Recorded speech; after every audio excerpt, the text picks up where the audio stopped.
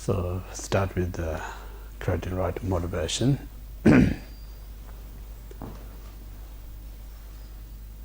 So the supreme and the most holy motivation is I must attempt full enlightenment, sake of all mother sentient beings. So in that purpose, study this precious Buddha Dharma. So whatever I gain knowledge out of it, I'm going to integrate correctly according to the teaching. So this is very important to create the right motivation. And then based on right motivation, when we listen Dharma, practicing and meditating, everything turns into Mahayana path.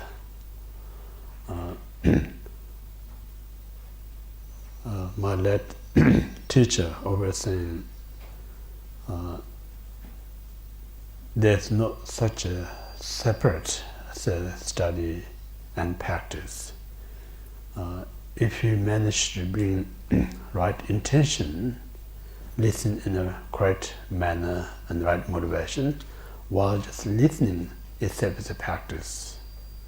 It makes sense, when you really pay attention and focus what you're learning, that very moment your mind completely tuned into such a wisdom state, positive state. So each and every time it kind of what I call creating the system within our mental continuum. And then time to time it opens our heart. So this is really important. I must do all this time to time kind of pop up something special, awareness, experience. While we kind of doing it in that state, there's no opportunity any that negative thought rise during the teaching. So in that sense, it serves as a part of the really practicing. We think as a beginner, our mind is not strong enough to fully comprehend and focus. If we live in such an environment where there's a teaching happening, due to this condition or the blessing of the teaching, the person as a beginner, as a listener, easier to concentrate. So itself is a part of either you can say single-pointed meditation or analytical meditation. So in this way, itself is a practice. So in this way, sometimes we lack of this awareness, we have this habitual thoughts, say, oh, I'm just studying. So it becomes like a bit more intellectual. We kind of disvalue the moment when we hear the Dharma. So it's so important to aware. Just listening to the Dharma itself is a tremendous kind of a fully kind of a gear kind of a practice Dharma really. So this is very important to aware. It's not separate from the practice. Itself is a practice. So then we main topic is 7 points mind training. We complete the first preliminaries. Now second, the main mind training is 2 main bodhicitta. We complete the first ultimate altruism. Now we're talking about second, conventional altruism or bodhicitta mind.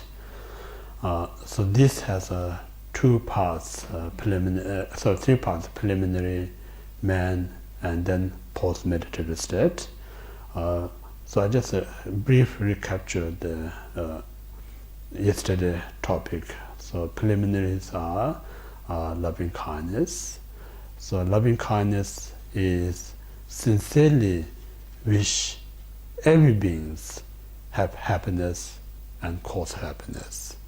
So this happiness is important, temporary, what we call the happiness of higher rebirth, ultimately all beings to attain the Buddhahood. So that sense of wish happiness as the first loving kindness. And then temporary cause to attain higher realms happiness is such as the virtuous and ethical life. Ultimate cause to attain that is loving kindness, compassion, and bodhicitta. So we desire to all beings have this result and causes. So that's the loving kindness, summarize. And then second, compassion is free all beings from suffering and cause of suffering. So suffering is suffering of suffering, suffering of change, suffering of pervasive. Creator of this suffering are delusion, karma, the defilement, and grasping of self, as well as you can say other obscurations. So we temporarily they're free from lower realms suffering through unfortunate state. Ultimately, they free entire suffering of samsara to attain full enlightenment. So this is the first, and then in order to free that, temporarily kind of free them from all the lower realm suffering is free them from negative deeds, and then free the suffering of higher realms, free them from delusion and karma. Then ultimately, to attain full enlightenment, free them from all the obscurations. So that kind of that motivation is compassion. Yeah? So just a trend. If you know strong enough this love and compassion, even you try the actual bodhicitta, such as exchanging self and other, not going to be that much effective. So whether this exchanging matter how effective and how kind of what we call the accurate is very much depend on the loving kindness and compassion, because exchanging meditation self and other is a result of practice love and compassion. If you're not good about these two, even you try other one, it still is a huge beneficial, but not going to be so effective. So this reason is so important. I always say the main practice, how effective and how beneficial, is not just how you concentrate the main part of the practice. It's entirely dependent upon the preliminary before that. If you have a well prepared, then naturally the main part of practice naturally is more effective. So it's not up to how you concentrate when you do the exchanging meditation. It depends on how you prepare the beforehand love and compassion. So important. So this way, then we practice like this exchanging self and other. This mentioned this morning during my guide meditation is a heart practice of Mahayana, and the more secret practice of Mahayana. Secret means like it's not means like it's you're the only person allowed, and then not disclose this to someone else. Not means that.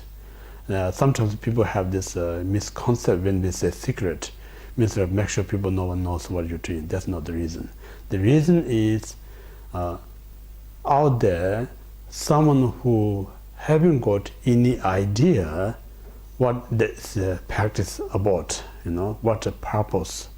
Then if you explain this exchanging meditation, they may going to have a wrong view about it. So due to that wrong view, actually damaging that person's opportunity future to practice that. Because once you have that kind of wrong view, then may stay a long time, it kind of delays the opportunity. So sake of others kind of a reason we keep secret, not sake of one's own benefit. It's so important. Yeah. So someone who's ready, then there's nothing to secret. You should talk about these things because this person is ready, going to have huge benefit. So that time, if you keep secret, then also it's a downfall. So there's two types of you can set down for. One, someone who's not ready, and then you try to explain, then that cause negative mind is a downfall. Second, someone who really interested, so someone who's really have this ready to do this practice, but then you're not offering that is another downfall. So this is so important. We need to understand what the means of the secret. It's like someone who no interest, you should not talk about these things. Someone who interested should kind of share these things.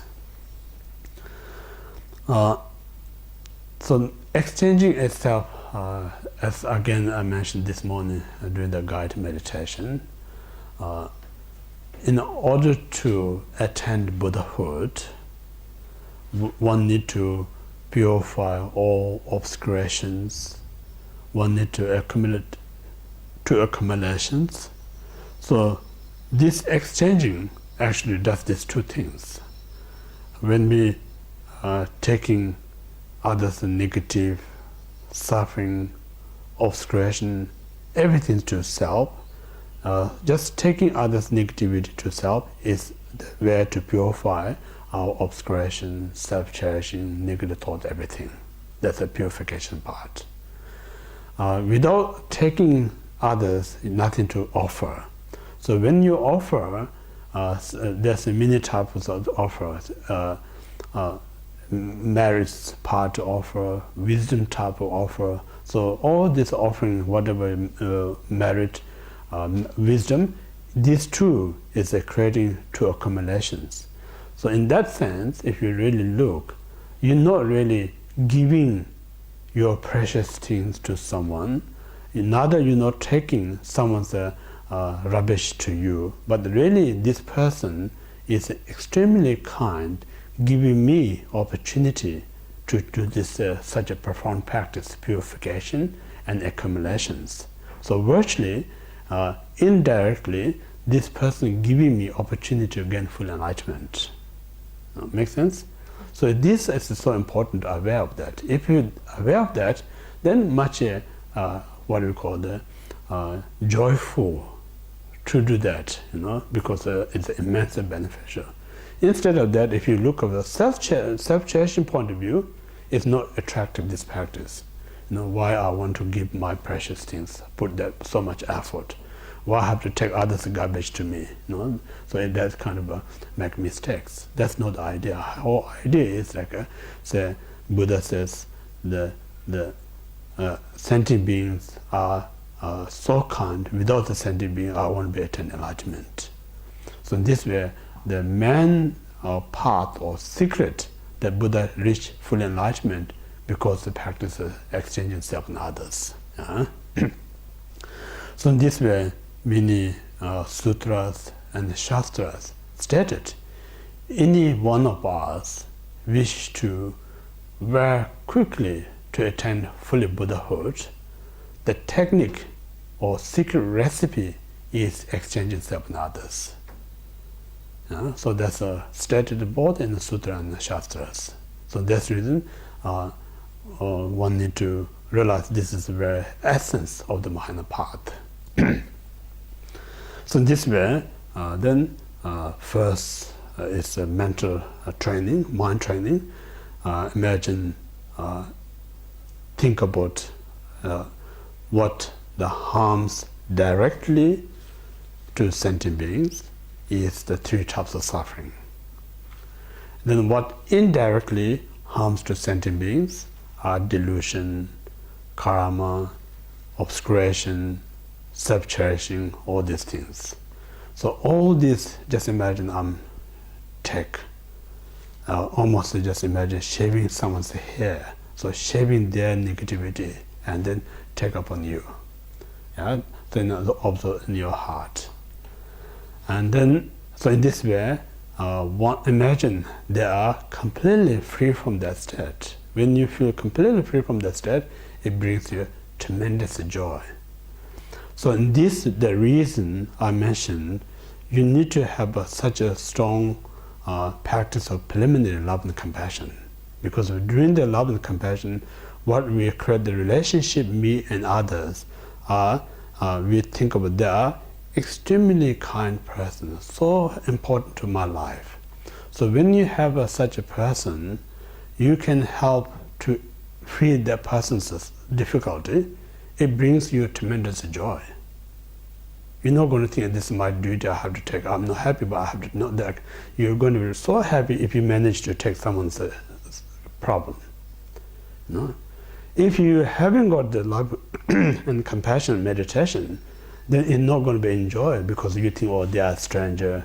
So I interested in Buddhahood, so there's no other method, I need to do that. It's kind of more, because say, for instance, someone says, oh, I need to make some kind of profit, so I have to talk to this person, even though I'm not happy to talk to that person. So that kind of a thought is not the right way to thinking.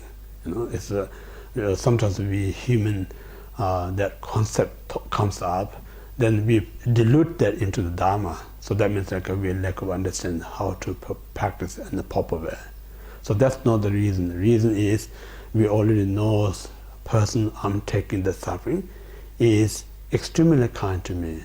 Just think about not just once, countless times when this person as my mother, father, or anything that who taking care of me, how many times he put effort to take my suffering, whatever the best way. Just trying in itself, just imagine the person how much I committed negative karma. Second myself, and I have to realize this. So now I'm so fortunate to find the path. It's my time to repair the kindness that I received from the person. So in this way, it's much more meaningful what I'm doing, something that who helped me tremendously. There's no way I can count the measure of how much I receive kindness for that person. No?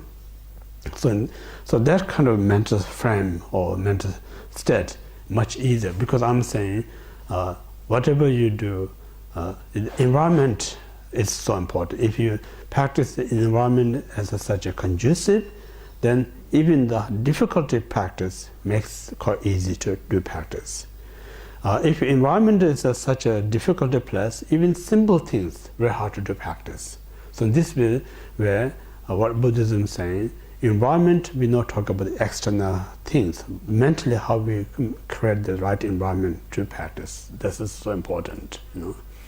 So in this way, we have to create the mentally the right environment. Think, reason why I need to do these things, and if I do that, what is going to be benefit out of it. Whole idea I mentioned yesterday, Buddhist path is should be joyful, rather than think about I have to do it, there's no other choice. That's not a good way, because if you have that kind of attitude, it brings you stress, it brings you pressure.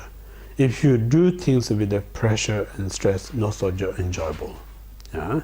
So enjoyable, where to is like, I love this so dearly, so now I have some opportunity to do something at last. So having this opportunity makes me so joy, so important. Yeah? So in this, if you have a joy, then I say that's the strength of the practice. How the great meditator can last their practice entire their life, because they have a sense of great joy. Why we not last that long, because our joy is not that strong. So when there's no joy, we just get up, go away to do some side things. Yeah? So in all this way, we just first think about the person's important, then take their suffering and the cause of suffering. Imagine that person completely free from that. For when you see they're free, it brings immense joy. That's one thing. Then second, what directly help this person is happiness and the virtues. Indirectly, what it helps is like a practice such as loving kindness, compassion, bodhicitta, exchanging, all this practice indirect to help.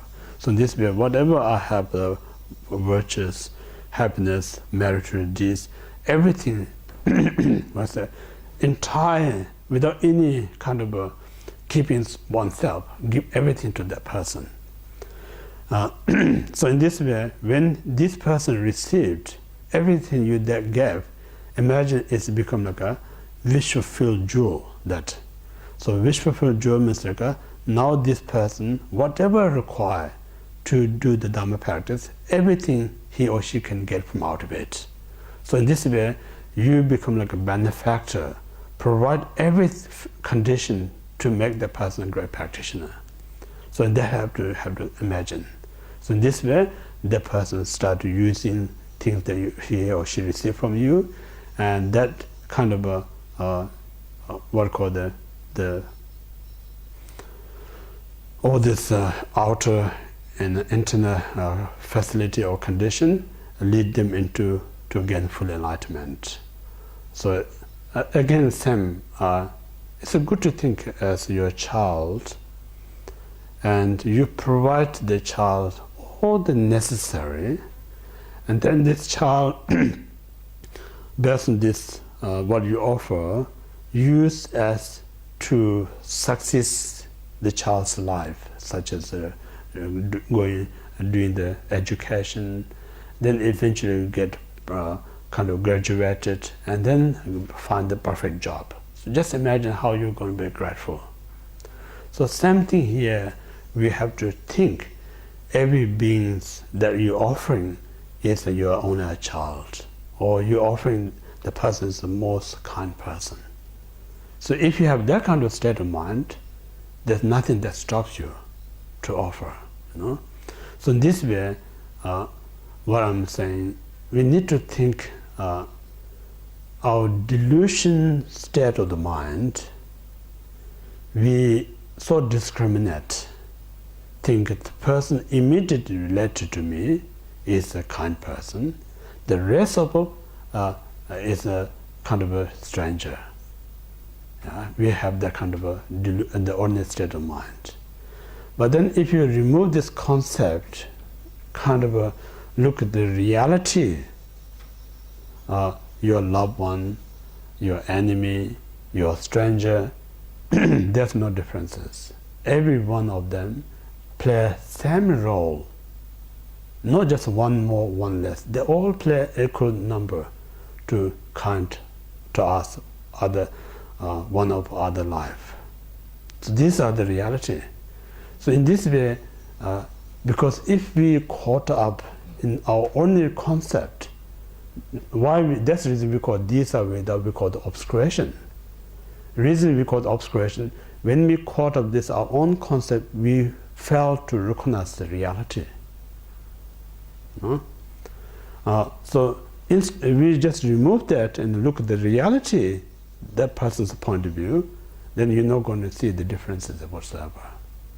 So only that time you know this delusion mind is discriminating. But the reality, there's no differences. So the moment you realize the reality of all beings, that realization only can remove this discriminating mind. Otherwise you say, I don't want to discriminate, it's not going to be free, the discriminating mind. It may stop for a while, then your thought come back and you have a discriminating mind. Because all this is lack of what I call the wisdom, out of ignorance mind. So with this, we practice exchanging self and other. That's the mind training part. Then second is we use that technique with a breathing meditation. First breathing in, just imagine the person, or start I mentioned yesterday, one person in the form of a black cloud comes through your two nostrils and observe your heart. Then second time, all your virtues of happiness, everything comes from your heart in like a moonlight or sunlight through your nostril and dissolve to the person, temporarily make them, him or her, happy, and ultimately become a cause condition to attain Buddhahood. So this way, you use your breathing, exhaling, also first inhaling, second exhaling. So in that way, one train exchanging meditation. So these two actually main the body exchanging meditation, self and others. First, mind training. Second is breathing training. So that's the main part we discussed this yesterday. Yeah. Now next today.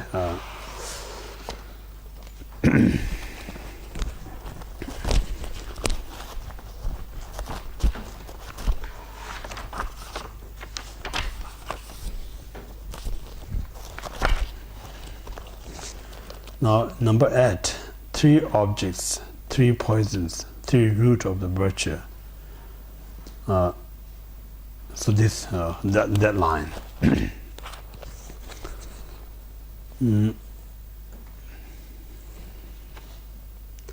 So this during the post-meditative state. Post-meditative state means like either before you meditate or after you meditate. So this is called post-meditative state. So this time means like when we not meditate, then our mind is normal mind, ordinary mind. So this ordinary mind means like eye consciousness to the mental consciousness. There's a 6th consciousness. So this 6th consciousness, when we look at the object, we're going to see some of them is an attractive object, some of them unattractive object, some of them neutral objects. So according how we perceive, it brings us or cultivate us attachment when we see an attractive object, and it arises anger when we see unattractive object. And then ignorance arises when we see a neutral object. Yeah? So what we're saying, ordinary mind is an untrained mind. So this untrained mind think external phenomena are the cause of happiness, unhappiness, and neutral feeling. Therefore, whenever we see these things, arise attachment, aversion, and ignorance mind. Yeah?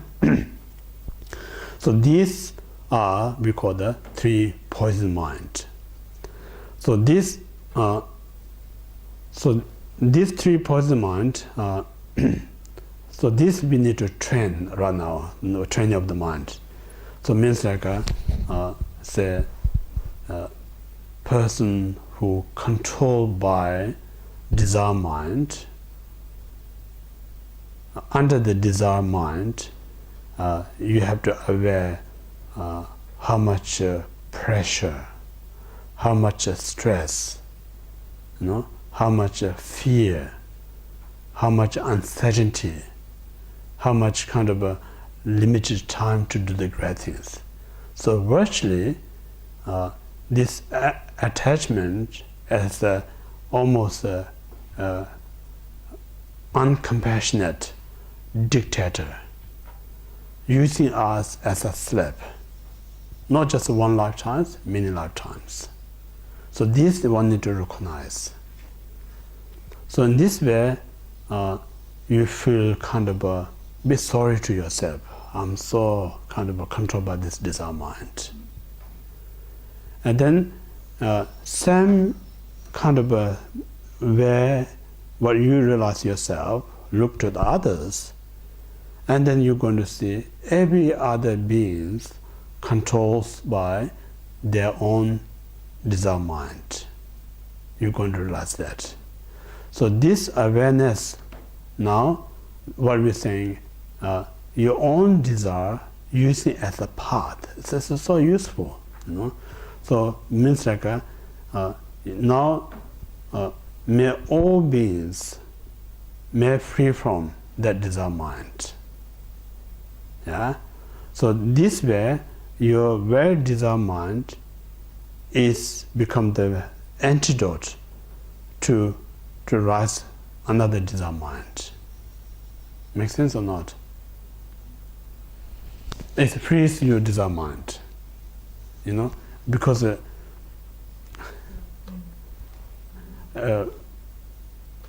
repeat that one more. Yeah. When we see nice things, and then it rises desire. That's not only enough. Then we see another one, and we want that one. So there's no endless. So we're just rushing after them.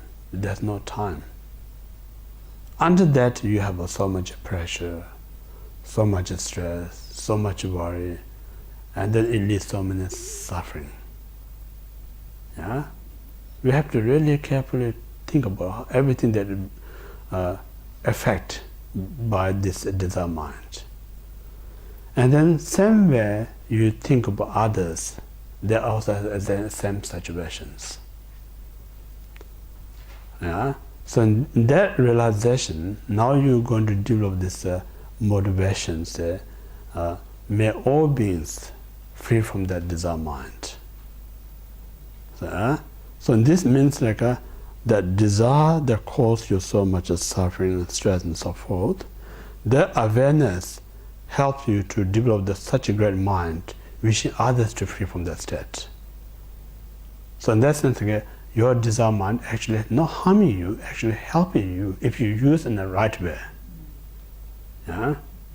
So this we call the desire as a path transforming to free you from the desire mind. That's the first one.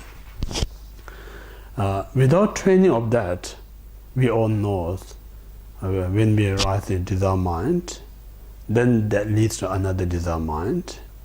That desire mind creates so many other negative emotion brings. It makes us more suffering. So we're transforming that to use the desire instead of cause to bring suffering. We use that as a path to free us the desire mind. Yeah? So that's the first one. Then second, what we talk about the anger mind is the same thing.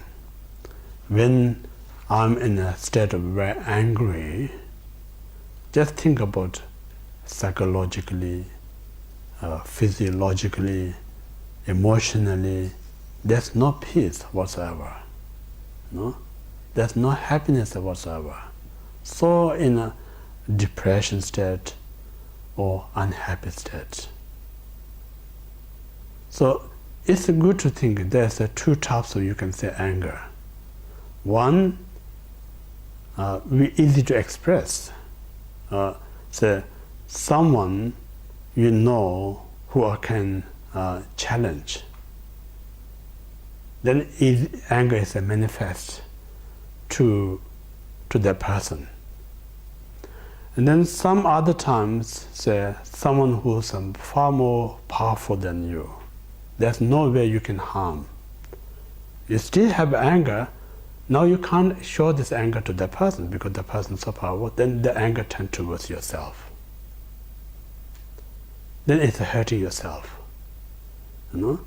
So in this way, one need to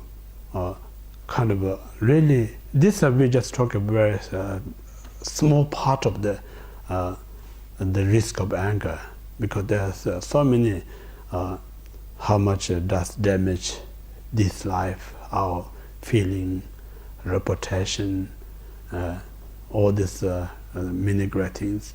That's the very small things. Then the main ripening result is to cause a reborn through unfortunate. Within that the hell realm. So much disadvantage out of anger. So in this awareness, now you think about every being out there except the enlightened. You cannot find one person who hasn't got anger mind. So out of anger, they harm themselves so much and cause so much harm to others. So this realization, it develops compassion towards them. So understanding of your anger, how powerful, how harmful, that realization, it develops a compassion to others who have this anger mind. So out of compassion, you wish may they free from the anger. So it means like your own anger, instead of normally it makes you negative, brings more suffering. Now we're turning this very anger to do with the compassion. No? So we use this poison as a path. So in this way, anger free my own anger. So that's the second transformation. And then third, the ignorance mind. Ignorance mind, lack of understanding, cause and effect. So because of lack of understanding cause, this is one of the prime that kind of guide our life. So every one of us, why we so attach nice things in our life? No?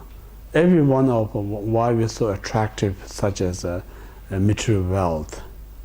Reason, we believe these are cause of happiness.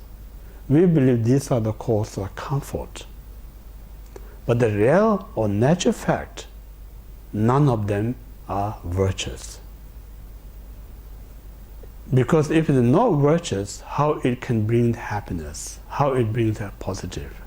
Because the definition of virtues, things that brings you happiness, the material things, none of this is virtuous. So non-virtuous, we think as a virtuous, we rush into them all the time. So in this way, without creating the virtues, just busy with the mundane things, this is not going to bring us happiness. So this reason, because lack of understanding the cause and effect. So lack of understanding the cause and effect because the ignorance mind. Out of ignorance mind, yesterday I mentioned, every one of us tries so hard to end the suffering, but the reality, every one of us rushing over the cause of suffering. That's why we do that, because ignorance. And every one of us sincerely wish to be happy, but what we do or how we live in everyday life, almost every day we abandoning cause of happiness. So why we do that? Because ignorance. So in this way, one need to aware, due to my ignorance, I always accumulating non-virtuous. Due to ignorance mind, I always kind of abandoning the virtues. So in this awareness, now you look at others, they're doing also the same thing. Abandoning virtues, adopting non-virtue in their life. So just bring that feeling to you, and then you feel compassion to them. May they free from the ignorance mind.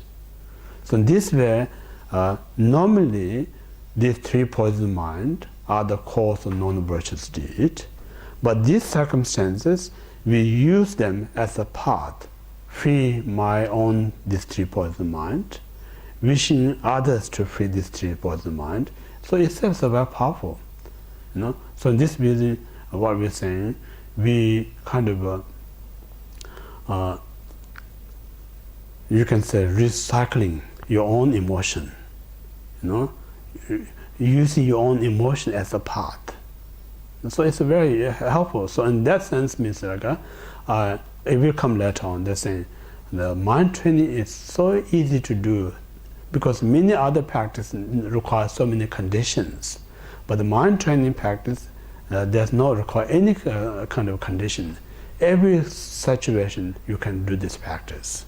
So that means like when you're out there, suddenly you caught yourself, say, oh, my desire causing me this problem. Instead of be upset yourself, think about not just me, look around, everyone out there has the same problems. So in that way you develop compassion to them. And then when you anger, possibility you're going to caught up your own anger, so how much is hurting me. Not just me, everyone out there also hurting. So may they free from that anger mind. And then out of ignorance, you realize, oh, I did so big mistake. Not just you, everyone doing same things. And then that use as a compassion to free them from suffering. So in this way, normally when we are aware the mistake that commit out of attachment anger, it make upset, it makes you negative, then it lead to anger. So now how to protect them? instead of lead negative, it develop compassion. So this way, we need to train our mind with the three object, three poison mind, transform into three virtues: absence of attachment, anger, and ignorance. So this is a genuine practice, great practice. It's so helpful. So this is the first, transforming three poison into the three root virtues.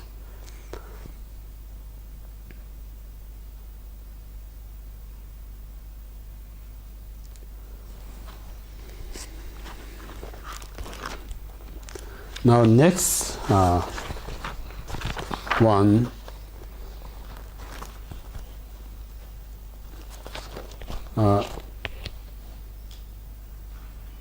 the three objects are friends, enemies, and neutral that we finish.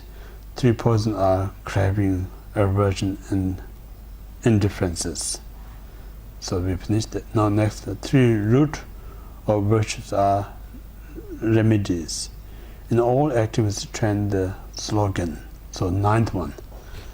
I think this root text is not so good. The commentary is mixed up all this. So now ninth one. In all activities, train with the slogans. So that really saying is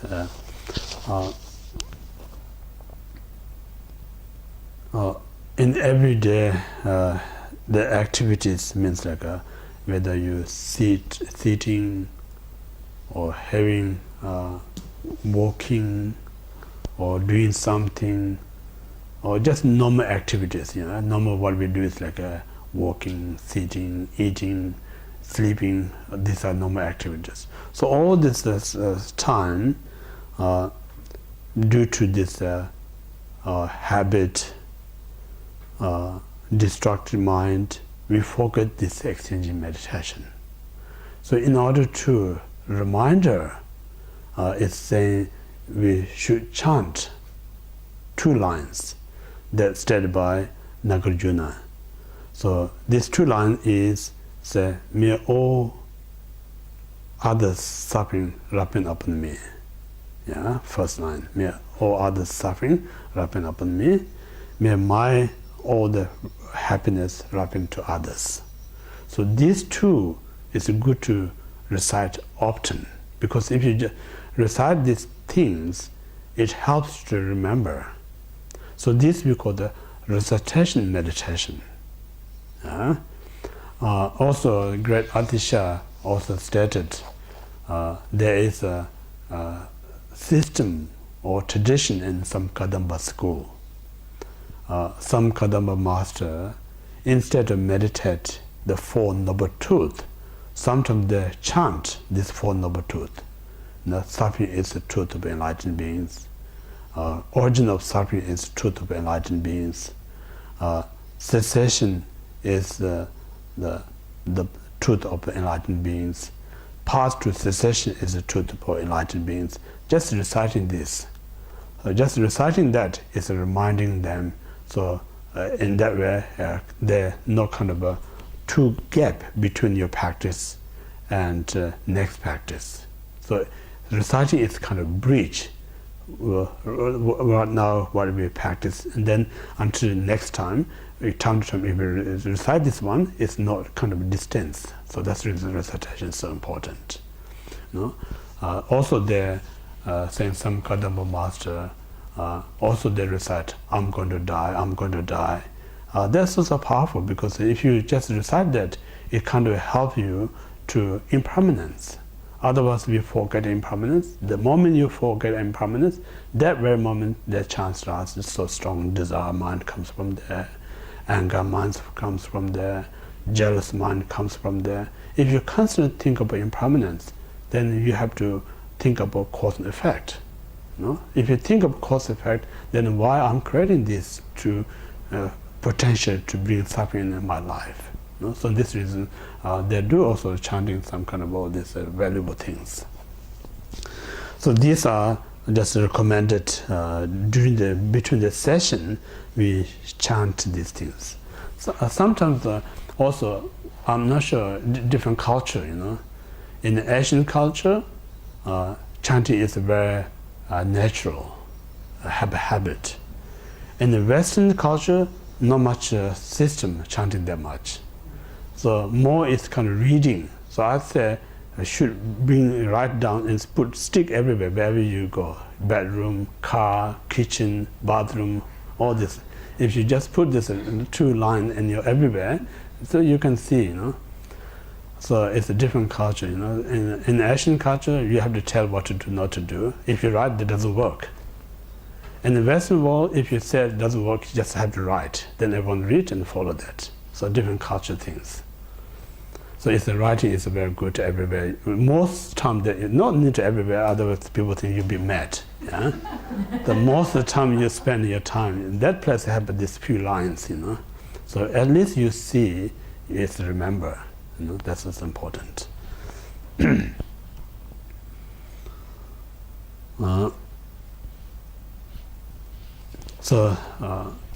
Verbally you recite these 2 lines. Then mentally you really take it as serious. It's important. These are serious. You have to think about it. So in that way, gradually it's going to work. It takes a time. I'm saying there's nothing in that medicine that instantly going to fix your problems. So once you take, you may not feel anything in the beginning. Then keep taking medicine. Eventually it's working to you. So same thing, this practice. There's no such a magic instantly going to make you feel good. Just keep doing the right thing, then eventually it changes. See the differences. So important. So that's the recitation part. Now next, begin the sequence of sending and taking with yourself. So this more talk about practical way, how to implement, how to start, and how to progress this exchanging meditation.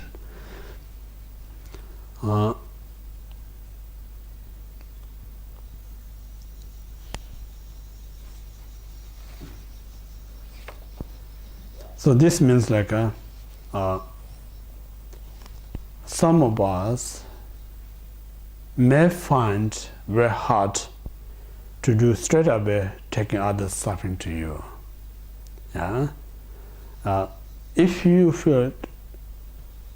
not try, I say practically, just say, I'm feel very uncomfortable, I'm not going to try, that's the mistake.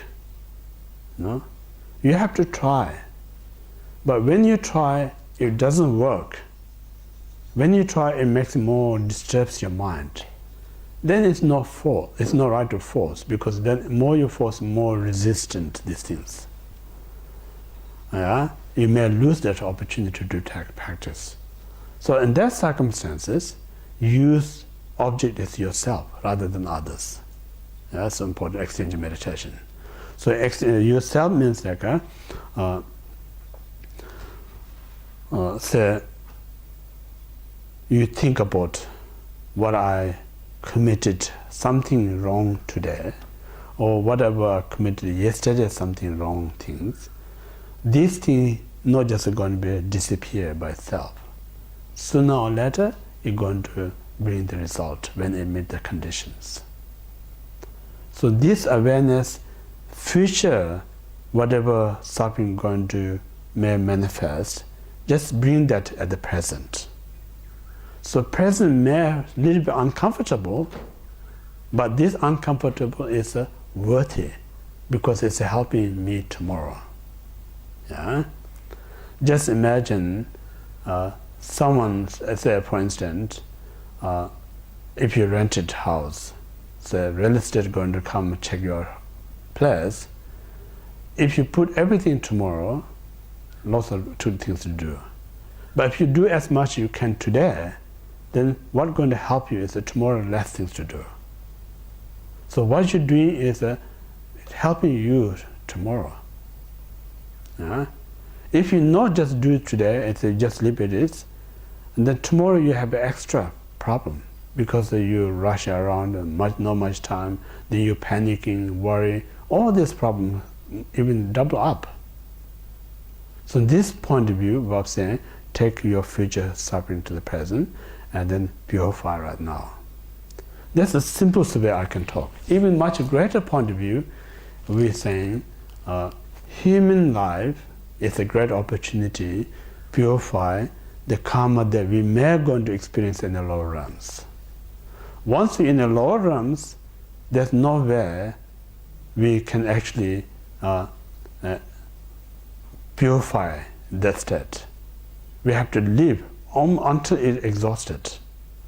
But with human realm, we can bring up, we can exhaust, burn out. Then we don't need to experience that much in the hell realms. But then same time, once in a billion possibility in the hell realm, you may have a right mind to exhaust your karma, such as the story of the Buddha. When he was in hell, he managed to develop compassion.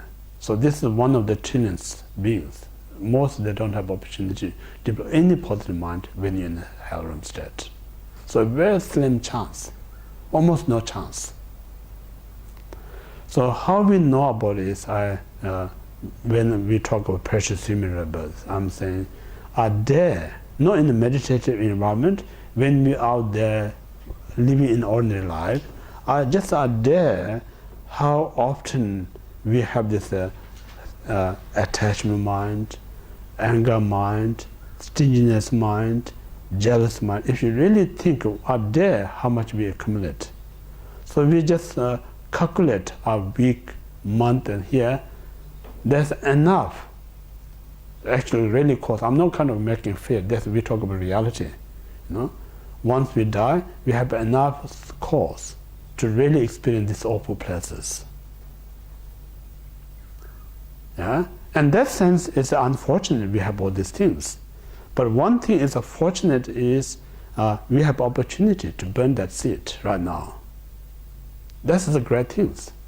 So in this way, I say to take the future, the negative karma that I committed in this life to free right now, then I maybe feel uncomfortable, but this uncomfortable, what I experience, compared to one day I don't purify, reborn and unfortunate, that time what we have of suffering is unbearable suffering, is nothing to compare. One of the teachings saying, someone, if you committed a crime, due to that crime, your conviction is the life called the capital punishment. Yeah? And then you kind of be good behave. Due to that, kind of forgive you. Say, now there's no capital punishment, just life sentence. Still it's uncomfortable, just the whole life you're living in the prison, but the capital punishment compared to that is much lesser. So in this way, one need to aware having a little bit of suffering in this life is better than I just live it is, and then one day it's fully ripened, there's nothing I can bear. So all this point of view, I should take this opportunity to bring future suffering in the present state. So in this kind of training of taking future suffering in the present one,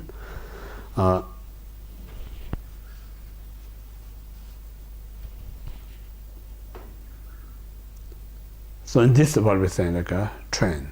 So once you feel comfortable with it, then you start to take other suffering. This is the technique. First you practice yourself, let you feel comfortable.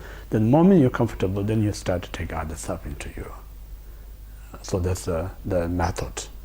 So this, we completed the main part of two bodhicitta mind training. Now third point, all the missed circumstances, unfavorable condition transform into path to enlightenment. That's the third one.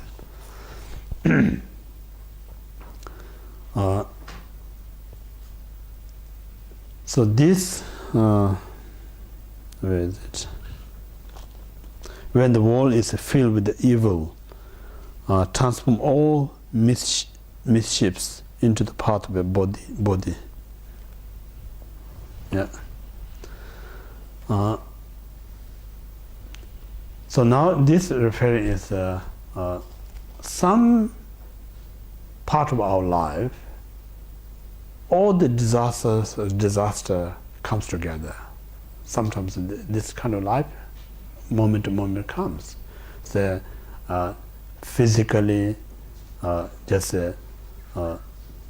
your job's losing, you almost a bankruptcy, and then you become like feel like almost like a homeless or poverty. There also circumstances rise, some cases, one thing.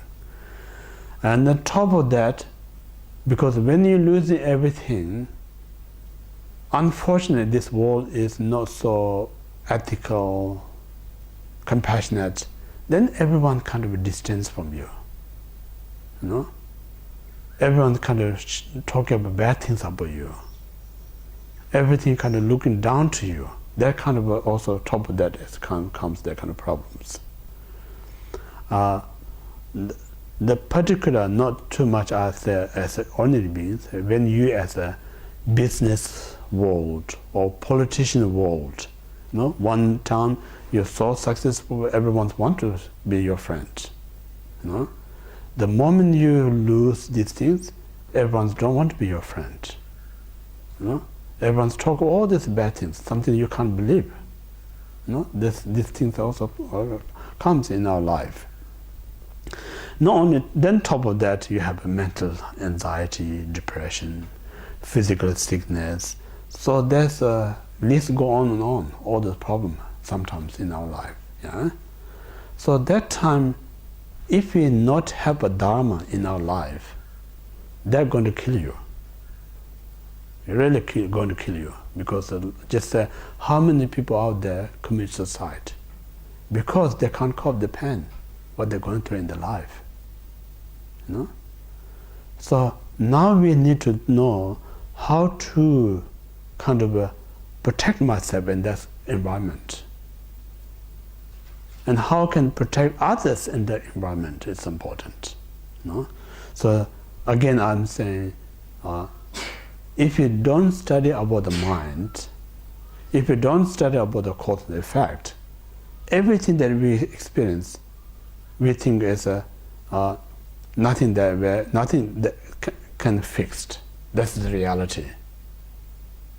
But then, if you know about the mind, there is a way we can transform, we can change the atmosphere.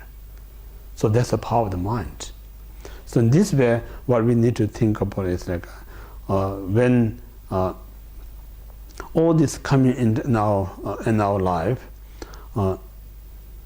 think about as not only me experience what I'm going through. Out there, so many people experience in that way. All this experience, what they're going through, what I'm going through, is my karma, their karma. Yeah.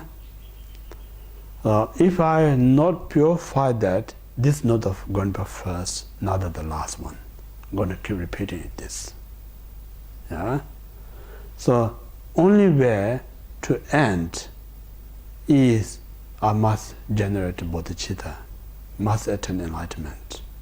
So that very negative circumstances, if you manage to develop the bodhicitta mind, then this such a disaster that happening in your life, it becomes a tremendous cause to develop bodhicitta mind.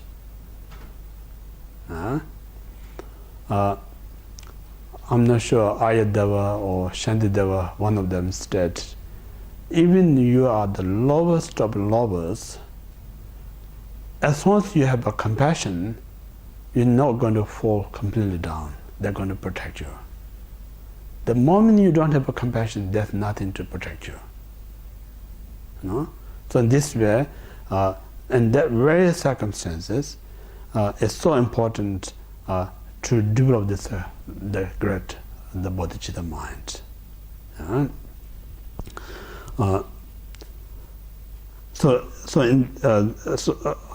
It's not easy. What we're saying is in that circumstances, even we don't have a positive mind to go out and make a cup of tea. In that circumstance, how are we going to develop this great bodhicitta? Doesn't kind of a practical. Yeah, but then there is a possible. We need to train. So this at the moment we call the topic. So in that circumstances, no matter how worse situation, we need to try to transform that in the path to gain enlightenment. So that's just an idea. So based on this idea, now we need to learn how we can actually transform in that circumstance this kind of great mind. So then we talk on next part. Yeah? So now the next part,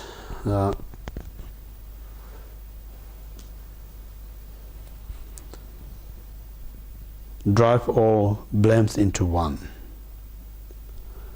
So this time, say, physically sickness,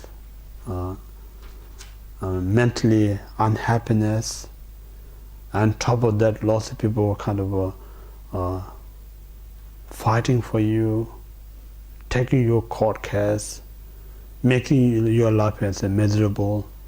So every disastrous things happen in your life. So in those circumstances, I mentioned earlier, if you don't have a dharma, then what going to have a mind state is the whole world become my enemy. You have that kind of thoughts. You're going to blame into everyone, but you don't have any strength to defeat. You have such anger. So that's what I'm saying, anger turning towards yourself, that leads you to depression. So you're so angry, but you don't have any strength to do anything. That's the normal how you end up in the depression state. So now we have to aware all these things happening to me, not to blame to anyone. Yeah? Think about the root cause of that comes from self-cherishing mind. We have to recognize that. I think one of the mind training teachers said, you need to accept this self-cherishing mind is the enemy. So anyone out there who hurting this self-cherishing mind, don't consider as your enemy, rather you see them as a supporter. They're supporting you to destroy the self-cherishing mind, which causes all your suffering. So in that sense, what I'm saying, the great teacher who genuinely want to help students, not always going to be kind to you. Sometimes they're very strict to you. Whatever they're restricting to you is not for his or her benefit. That's the way to give treatment, to overcome your own stubbornness. But if a smart student instantly knows why this teacher doing these things to me is my own benefit. But who don't have the knowledge think this teacher doesn't like me, constantly picking me up.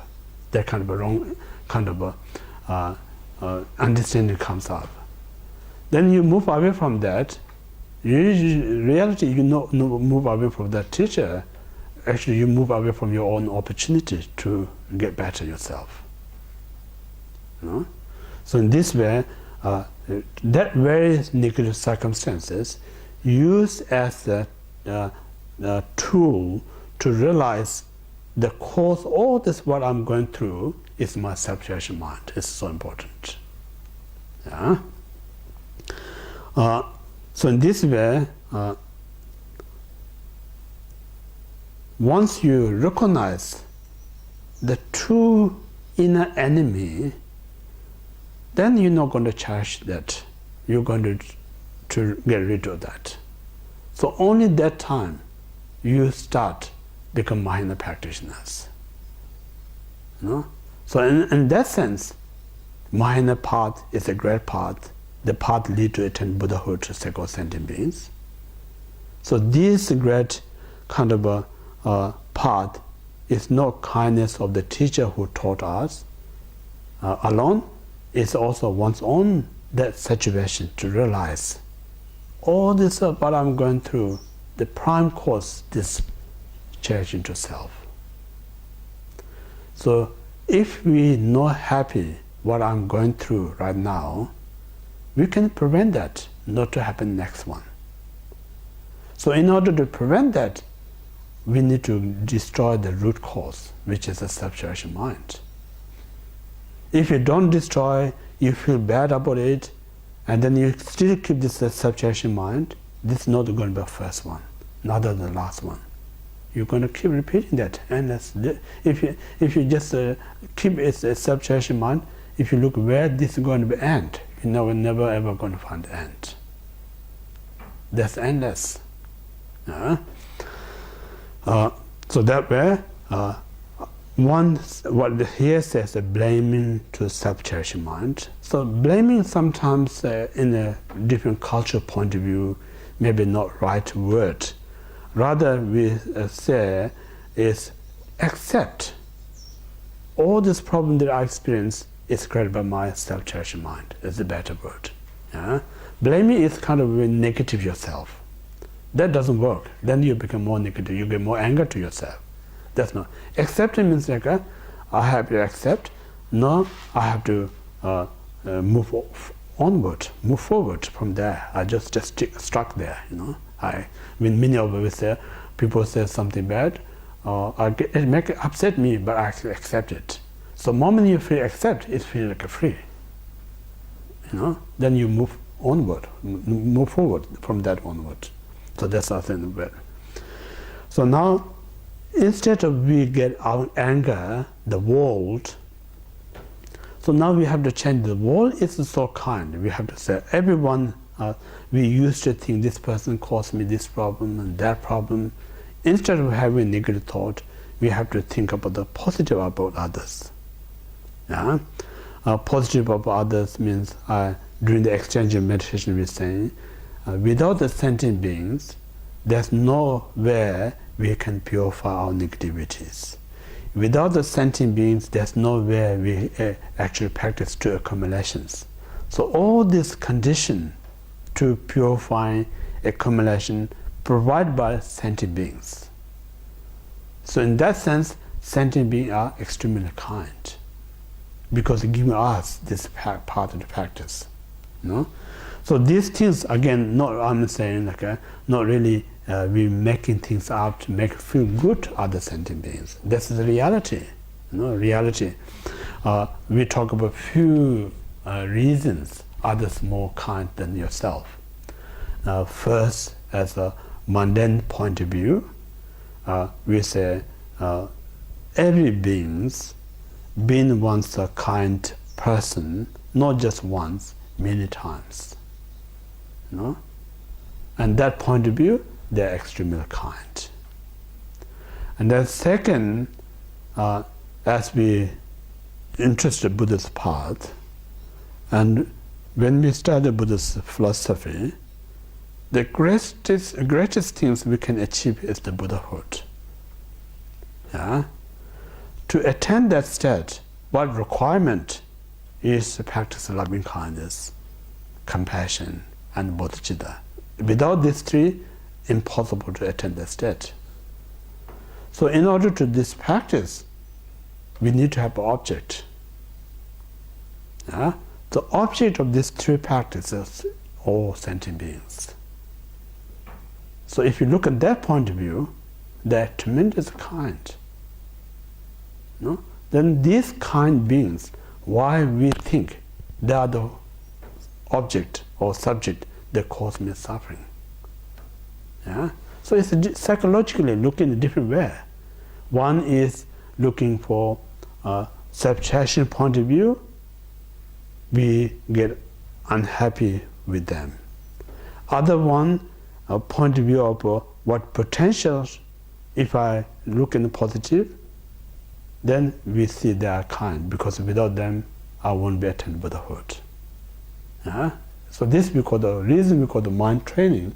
Mind training means like logically, we need to know they are not harmful to me, rather than helpful to me. If you don't look in the logic point of view, you may think these are more harm to me than benefit. So in this way, it's good to compare where I feel, where I perceive they are unkind is the truth, or logically think about without them I can't practice love and compassion, bodhicitta, won't be attain enlightenment. That logic is the more reliable. This is good to experiment that. So it takes a time, What I'm saying is like our thought and our mind is kind of a deadlock, all this delusion and karma kind of a so to unlock, it takes quite a lot of time. So this way, use more logical things, use more the teaching that Buddha says. Eventually, it's unlock our mind, make it more straight. So that's the two reasons you can say they are so kind. So these kind beings, why I get anger? But no matter how much we get anger, but as a bodhisattva, we say you never get upset to you. As your own children, you try everything to make their children be happy, but children still not going to be happy because they are human beings. They're not get satisfied. They get upset. They get anger to you. No matter how upset or anger, their parents still be love so much to them. So same thing in the bodhisattva. As a practitioner, when people are upset, it actually increases the more compassion. So that's not the point. The point here is like we need to train our mind not to blame others, to accept it's my problems, and think about others as different than what I used to think. They are so kind, mundane point of view or spiritual point of view. So keep thinking of that, then eventually this negative thought towards others is not going to be there. So when this negative thought is not there, what really benefit out of that is you're completely free from that negative state. When there's no negative state of mind, then there's no creator of negative actions. When there's no negative action, you search everywhere. In your mind, in your body, your environment, you're never ever going to find the suffering. Because the suffering is not exist apart from your mind. The mind that experiences suffering no more there, then where are you going to find that suffering? So in this way, whole idea is not based on the religion to nice to someone else. Whole idea is to how to free my own negative mind. That's all philosophy. So in this way, I'm saying sometimes say, oh, this is a Buddhist culture. I need to be nice to someone. I have been always in that state. It's so pressure on you. It kind of so much kind of a responsibility to you. It's not so enjoyable. Instead of that, you think what I'm doing is to free myself from negative state. Less I have a negative mind, I'm going to be more happier. It's all everything that you need to realize. That's the reason Buddha says you need to have a great realization. Everything that I'm doing is doing that something great for myself. If you know about that, then it's nothing to do with the Buddhist culture, Buddhist religion, responsibility, and nothing. Everything that just do is your own healing. So who don't want to heal ourselves if you really have this great mind? So this reason is so important to train in that way. So that's the first method, how to transform in what called the wrong or unfavorable, wrong favorable condition, transform into path to enlightenment. And so enlightenment means like they are extremely kind. Now, sake of them, I must attain full enlightenment. So that's how develop the Buddha. If you not see they are kind to you, then you're not going to be interested to attain Buddhahood for the sake of them. If you know they are extremely kind, then you want to do something to help them. So that's how bodhicitta comes. Make sense or not? Okay. Now next one.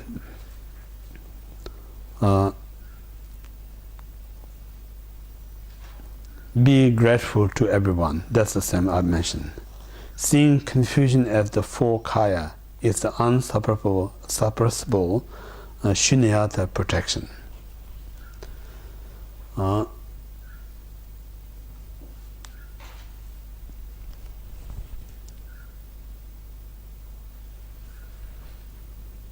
So now, when we in that condition, I mentioned environmentally or materially point of view, we losing everything, wealth, job, possession, reputation, and then mentally so depressed, physically so sick. So in that, such in a kind of a depression state, we talk about. It's a good to remember. It's a good to think about. None of this experience is not real. It's just think of it as just nightmare. It's a bad dream, because this is a very negative state of mind, manifesting all these things. None of them is really exist out there. You have to constantly remind again and again. You have to just reassure. Think this is just a manifestation of the negative illusory mind. Experience all these things. None of them is intrinsically existed. Because all this that we experience the suffering is because whatever we're going through in our mind, we think they are real. When you think they are real, it really causes you suffering. So then again think about what I think as a real, is a logical, or philosophically saying whatever I experience is illusion, is not real. So then you think about what I think is real, what I have a reason. What philosophically saying this is illusion, what's the reason? So you bring these two reasons and compare which one's more valid and which one's less valid. So if you kind of furthermore kind of intellectual or maybe it's analytical exam, what philosophically pointing is more valid than what we think. I'm saying, say, two person. One is easygoing person. Other one is so kind of this ego-orientated type of person. Everything needs to be perfect. Everyone should respect me. Everything that I do, people should be acknowledged. Have so much the ego-oriented state of mind. Now these two persons, and somebody challenge both of these two persons, you two guys hopeless. Somebody says that. And this easygoing person doesn't really bother that says, that's just he's saying, I don't worry about that. Don't take it serious. Doesn't affect that much. The other person so serious, how dare you telling me these things? I'm get so angry out of it. So in this way, the reason we have a completely two reaction, because we see this what we call the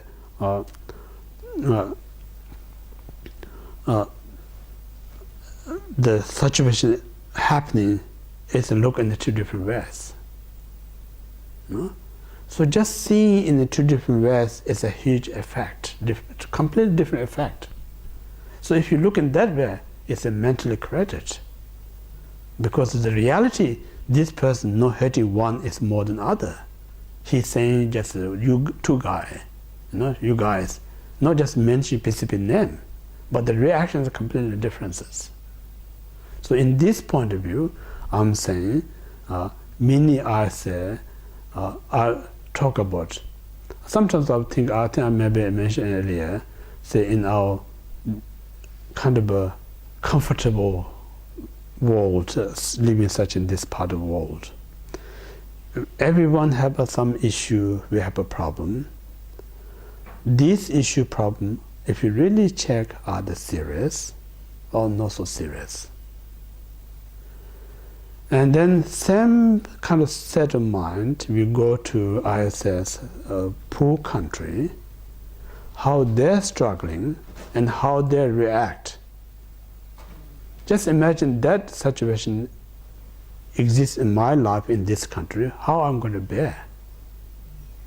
My situation that I have so much struggling, have these people, they feel so grateful, I don't have any problem. So in this way, how the mental interpretation makes it vast differences. So these things one need to, what we're saying, aware, this illusion mind, making this wrong story, and then we believe on them, and then soon we believe it can cause all this problem to us. So instead of that, look at the nature of the mind. If you look at the nature of the mind, none of them exist in the natural state of mind. We talked yesterday, absolute state of mind, suffering that I experience, depressed that I have in now. Look where this mind are rising. You're not going to find. It's not exist. In it, primordially, they not exist. So that means that very mind is unborn. So this unborn nature of the mind, sometimes we say it's a Dhammakaya. So Dhammakaya means like a natural body, ultimate body. So ultimate body is free from the concept, free from the dualistic. So in that state, we say, when we look in the sky, say, oh, sky is so dark, sky is so cloudy. But the reality, the real sky, never going to be cloudy, never going to be dark, it always remains the same. Due to other obscuration, and then we reflect the sky is dark or whatever. So same thing, our inner nature of the mind, none of this exists, but our delusion mind obscure this mind, then we experience all these things. So this way, if you really look in the nature or promote the nature of the mind, it's unborn. So this very unborn absolute nature is we call the Dhammakaya. Dhammakaya. And then same this yesterday we talked about mere awareness. Yeah. So this mere awareness never stops from sentient being up to the Buddha. So this very nature of the mere awareness is a Sambhogakaya, nothing else.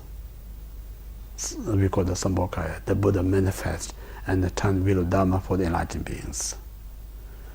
And this very the mere awareness, sometimes we're not saying it's a permanent. It's a moment to moment. There's no permanent, there's no impermanent absolute state. So in this way, it's never abide. It's because non-abiding is because the Nirmanakaya. Non-differentiation, all these three, we call the Sabhavakaya. There's 4 kayas. So these 4 kaya, we're not going to find beside our mind. So it means like right now, we are deluded. We call the sentient beings, ordinary beings. This ordinary being experience all these difficulties. One day we free this deluded state of mind, reach the promoted state. So this very promoted state is a the nature is the four kayas. So therefore we call that, beside this precious mind, we're not going to find Buddhahood. No? So there's nothing that we think, oh, I'm doing this practice to attain Buddhahood, something we're going to get new when we reach Buddhahood. There's nothing new to attain. What we're saying, for instance, I usually give example, when you cut polished diamond, you're not getting new things. Just existing diamond, you just cutting and polish, looks different. But this very polished one, already there before it cuts. So when you cut and polish, nothing new comes. Just how, because we're not seeing this raw stone. So we just treat it as a stone. But once you cut and polish, they're going to be very shiny. So same thing, our ordinary mind already is a diamond nature, because we have this obscuration rock. We don't see the shining part. That's why practicing is like a cutting and polish, nothing else. So in this way, if you have a concept, when I reach enlightenment, I'm going to be turned into a golden color. No? If I reach enlightenment, I'm going to something. That's a complete mistake. No? Nothing going to happen. Just very nature more shiny. You know? So another way, what we're saying,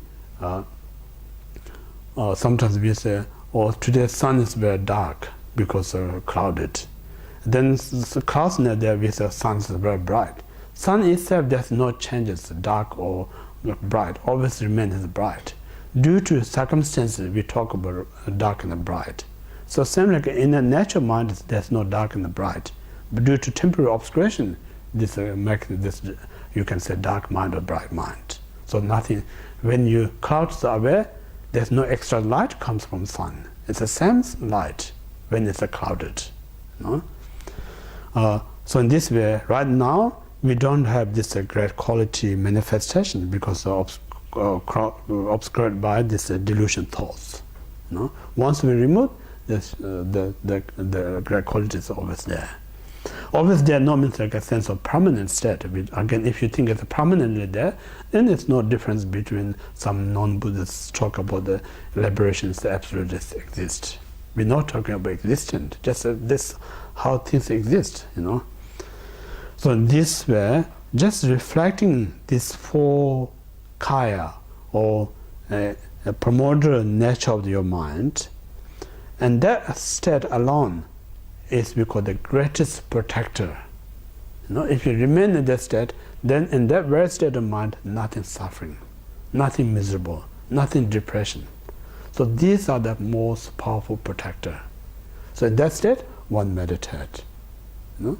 So I'm saying is, when you and as healthy, when you in such a having got much suffering, if you don't train, then one day you get depression, and that time you try to this one, it's not going to happen, because that time your mind is not in the condition.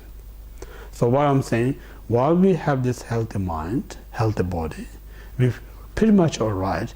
If we train this one day, some reason we in a depression state, you know, much easier to remember these things. So that time most helpful to you is what you train, what you practice beforehand. That only going to help you, nothing else. You know? So this reason, people will think, when I'm good, I no need to do practice. When I'm in a miserable state, then I remember everything as a less effect. So Buddhism is saying, whether you're good time or bad time, just keep practicing. You know? So if you keep practicing, so the practitioner actually, if you're someone who really practicing, sometimes their practice can be more effective when you're in a difficult state. If you're not practicing, when you're difficult, less effective, because your pain, your unhappiness completely suppressed you. So this reason is so important. So this reason we call the greatest protector, to reflect these four kayas. Means like what we're saying, four kaya is just name. Reality, this four kaya is talking about the four qualities, the absolute nature of the mind. No? Besides that, there's no four things in your mind, different aspect. The unborn aspect of the mind we call as the Dhammakaya. Non-abiding state of the mind is we call the Nimanakaya. Unceasing is at that aspect we call the Sambhogakaya. No differentiation in that part we call the Subhakaya. So only just we label different aspect, but there's no four body going to come in your mind. Yeah.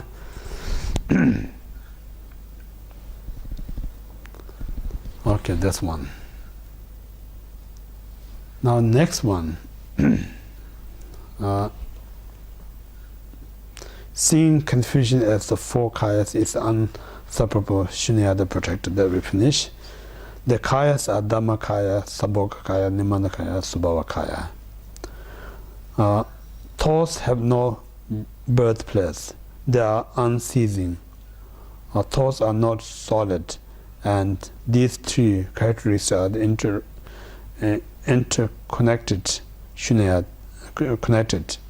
Shunyata can be described as complete openness. That's very complete. Now next one, 15. Four practices are based on methods.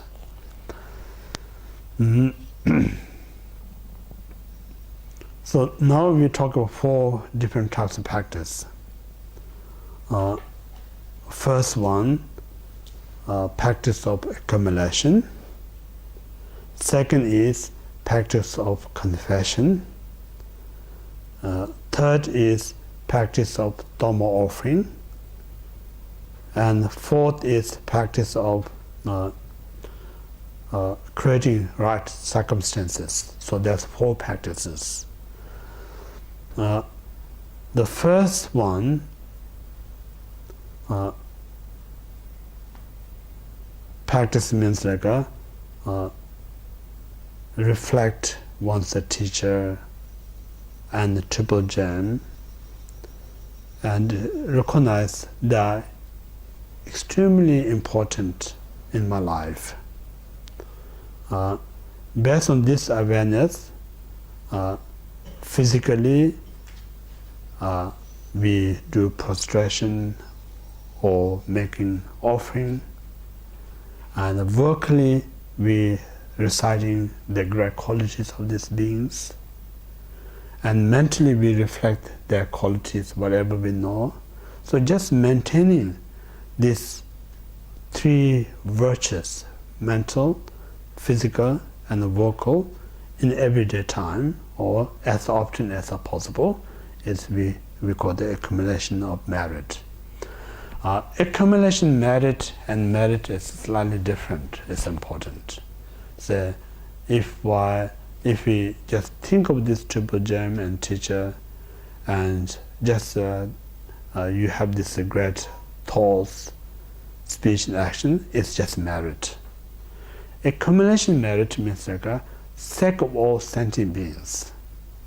I respect them because these Buddha, Dharma, Sangha, and Guru train my mind to attain Buddhahood, sake of sentient beings. So therefore I respect them for every part of my life. So that kind of sake of sentient being, purpose to attain enlightenment in sake of sentient being, out of that whatever you practice is we call them accumulation merit. So that's the first practice. And then second, purification. Purification, whatever karma that we committed is important. They're saying like need to be four powers. The first one we call the power of shrine. So power of shrine is more like doctor. Then second is we call the power of regret. That means like in the past when I committed, I didn't realize it's harmful. Now I realize what I did is very harmful. Therefore, I'm not going to repeat that. Sincerely regret or remorseful, we call the regret. I usually call this a positive regret and negative regret. Positive regret is makes you feel remorse, and that will help you to not repeat that negative ever, because that regret really helps you to prevent to repeat that negative deeds. Negative regret is like doing nothing but only just brings unhappiness. Oh, I did this one, I'm so regret. Oh, I did that, I'm so unhappy, I'm so regret. Just constantly regret and make you unhappy, do nothing. That's the negative. No, it's not worth it. So we're talking here the positive regret. Third is we call the power of habitual tendency. Means like once I regretted, now onward, even course of my life, I'm not going to commit this again. Whatever, even somebody kill me, I'm not going to do that again. So that kind of you're so confirmed, committed, you're never going to do again. That we call the power of habitual tendencies. And the fourth we call the power of restoration. It means like there's nothing that you can't purify. Someone's teaching, they're saying negative is hasn't got many good qualities, because whenever you commit negative, it always brings a suffering. But one good quality is if you purify, it's a purifiable. That's that good part. No? So sometimes I just share these people, and when special people grow up in a Christian culture, Christian religion, one of the problem is let's talk about guilt. Reason you talk about guilt because you did something wrong. Now you're stuck in your mind. You think there's no way I can fix that one. So that's one of the main disturbance in our mind. So in the Buddhism saying, there's nothing that you can't purify. So it's not just a belief system. What I'm saying is, whatever negative you committed, you have to know about the creator of that. The creator of that is either our mind or body or speech. None of them is a permanent, are impermanent. So impermanent phenomena cannot create the permanent result. Impermanent cause and condition only going to produce the impermanent result. Then why we think things that are committed are going to be with me forever? There's no reason to be guilt. Everything can be washable, changeable. So in this way, if nothing is changeable, as a Buddhist point of view, then this person never ever going to be attain Buddhahood. Because nothing is fixed, no matter how heinous crime that you committed, it can be purified, you can be attainable, the Buddhahood. So in this way, one need to aware there is a purifiable. So that's the first what we call the power of restoration, the conventional point of view. Then absolute point of view, there's nothing to commit negative anyway, because in the absolute state there's no kind of have this conventional thoughts, speech and action. So there's no creator in absolute state. When there's no creator, then creation is not going to be there. So this point of view, in absolute, nothing to be purified. So these are one need to apply in everyday life. So if we bring this in everyday life, it will help us to purify anything that we committed. So this we call the power of confession. And third is we call the power of Dhamma offering. Dhamma is more like offering food. So the reason here what we're saying is, again, talk about beginnerless point of view. Beginnerless point of view means like we cannot find or unable to find one single person who is not related to us, one single being. So when we have this kind of a relationship, connect with the other, we got so many things from them, but we haven't repaired. We have lots of karmic debt. if you think about our present point of view, most children have a lot of karmic debt. How much the parents offer to kids, most kids never repair this very life. So, for karmic point of view, there's no free. Everything is a credit by cause. Even you receive something free, sooner or later you have to pay for it. So in this way, we say there's a lot of karmic debt. So best way, because when you have a value karmic debt, it's impossible to reach enlightenment. So in this way, we visualize all beings, and then we offer food, whatever. So we repay the karmic debt. So more you free the karmic debt, naturally there's less manifest external obstacle that interfere your practice. Sometimes I'm saying, as an ordinary example, you go and get loan from different banks, and then you don't pay, they're not going to leave you alone. You know, they're always going to come up to you, kind of makes you a problem. The moment you pay out, they will stop you. So same thing, the all sentient being is our banker. You know, we get so much loan from them, and then we think can be away from them, but that's karmically is possible. So that's the reason Buddhism, we always make offering. So even you're offering something to one animal, in your mind you think, I'm offering this to all sentient beings. You know? So in this way, we actually purify our karmic debt. So more you free the karmic debt, these are creating the right circumstances to practice. So in that sense, it's a very important Dhamma offering. My late teacher also saying, when he was a young monk, he thought Dhamma offering is not that important. He thought it's just ritual things. But then lately he said, he said, this is the important part of practice. Because we have so much karmic debt, if you really offering to beings, it really pay out all the karmic debt. More you pay out, you're more free. More you're free, you have a right circumstance to practice. So that sense is so important. So that's the third Dhamma offering. And then the fourth one, creating right circumstances. So this more because this is a very high mind teaching, little bit sometimes mixed with the Vajrayana, because in Sutrayana they don't talk about Dhamma protector that much. So here we talk about Dhamma protector.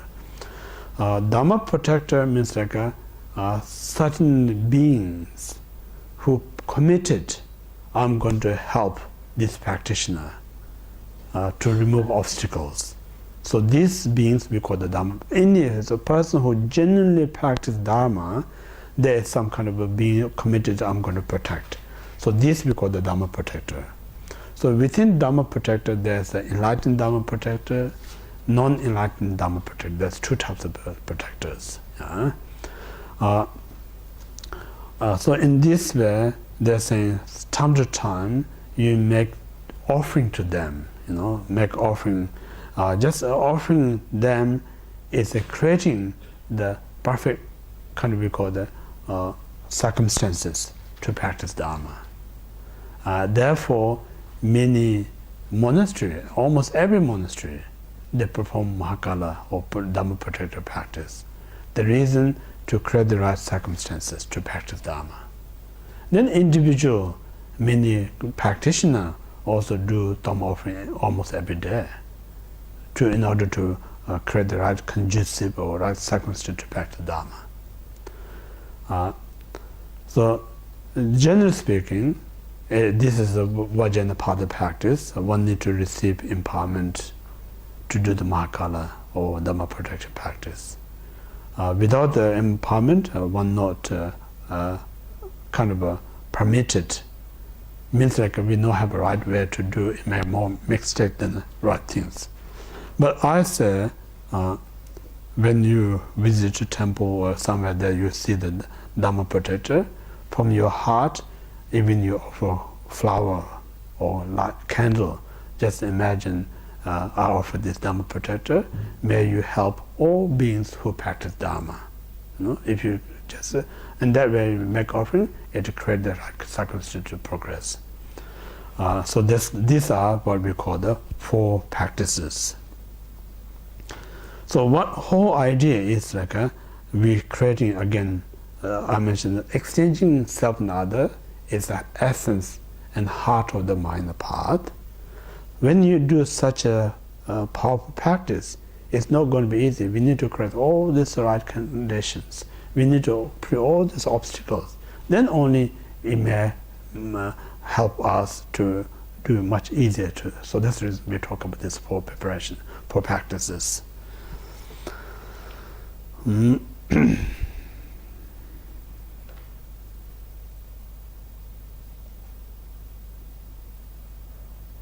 So through these 4 practices, then all the unfavorable condition transform into path to enlightenment.